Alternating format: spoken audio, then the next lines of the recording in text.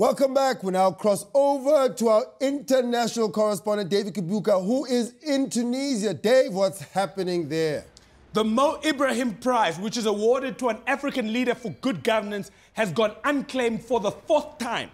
African leaders like Robert Mugabe were like, it's just $5 million.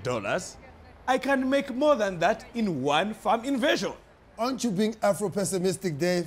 I can't tell you about every African country, but we understand why South Africa hasn't won. Because we all know that we have a serious lack of good governance in South Africa. Like if apartheid was run by the current government, they wouldn't have been able to keep the races apart because of incompetence and corruption.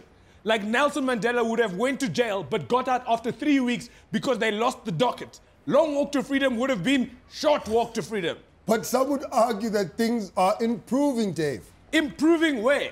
Like this week, they found out that the head of the Competition Commission, Shan Ramburuth, was spending 4,000 rand a day on porn with his government SIM card. Dave, I saw that. It's a bit crazy. And I don't mean to be racist, which means that I'm about to be racist, but as an Indian, didn't he feel that 4 grand was too much to pay for downloads? An Indian person paying 4 grand a day to a cell phone company would have called them and be like, don't you want to give an old discount? I mean, I'm paying 4 grand. Can't you make a plan?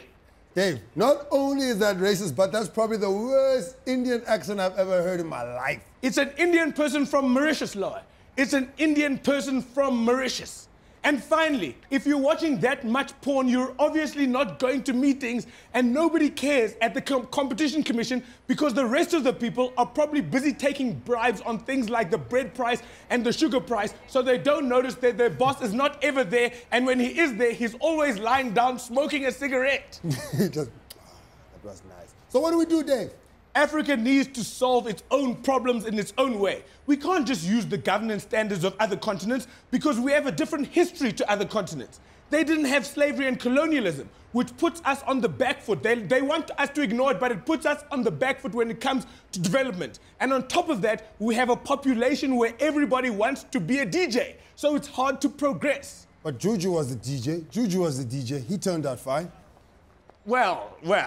And why do DJs put the word DJ in front of their names, as if they're doctors? Because there's never an emergency where people go, is there a DJ in the house? Is there a DJ in the house? There are white people trying to dance. Is there a DJ in the house?